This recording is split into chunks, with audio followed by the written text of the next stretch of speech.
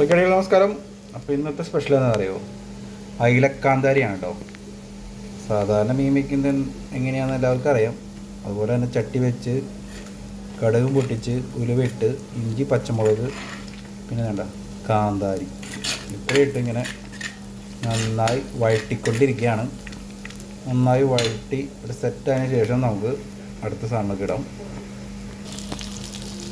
പിന്നത്തെ സാധനം എന്ന് വെച്ച് കഴിഞ്ഞാൽ കറിവേപ്പില, ഒരു സവാള, പിന്നെ 2-3 പച്ചമുളക്, കിഴക്കമുളക് എന്ന് പറയും, നീളത്തിലുള്ളത്. അത് അങ്ങനെ ഒറ്റയ്ക്കുള്ളത് കൊണ്ടാണ്, ഇങ്ങനെ മൊബൈൽ പിടിക്കാനുള്ള അസൗകര്യം ഉള്ളതുകൊണ്ടാണ് കേട്ടോ.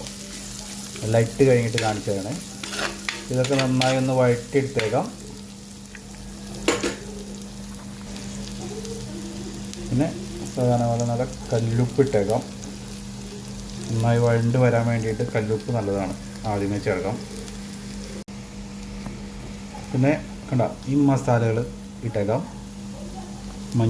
മുളക് പൊടി, മല്ലിപ്പൊടി, കാശ്മീരി, അതുപോലെ മഞ്ഞൾപ്പൊടി, ഇത്രയും സാധനം ഇട്ടിട്ട് നന്നായി ഇളക്കി അങ്ങോട്ട് മൂപ്പിക്കാം.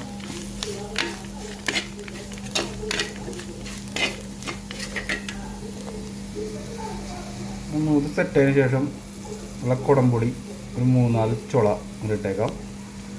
അങ്ങനെ കൂട്ടി സെറ്റാക്കി ഇങ്ങനെ പയ്യെ കുറുക്കി തിളപ്പിച്ചെടുക്കാം കേട്ടോ.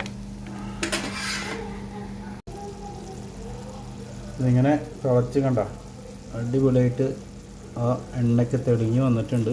അപ്പോൾ കുറച്ചുകൂടി വെള്ളങ്ങൾ ഒഴിച്ച് കൊടുക്കാം. ഒന്നുകൂടി കുറുകി സെറ്റാവണം.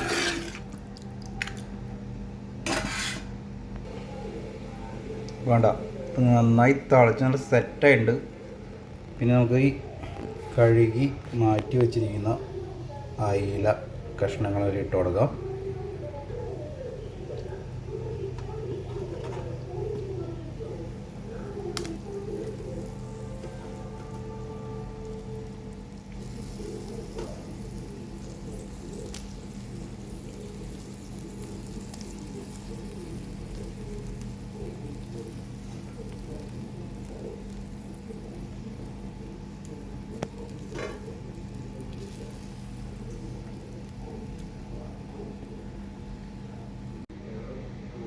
അപ്പോൾ നമുക്കങ്ങനെ മുക്കി നല്ല സെറ്റാക്കി വയ്ക്കാം. ഒന്ന് തിളച്ച് വെന്ത് കഴിയുമ്പോൾ ഞാൻ കാണിച്ചു തരാം.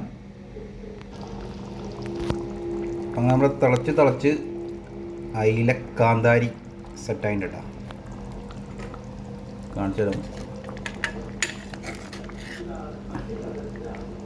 അടിപൊളി കണ്ടോ, ഇതാണ് നമ്മുടെ അയില കാന്താരി.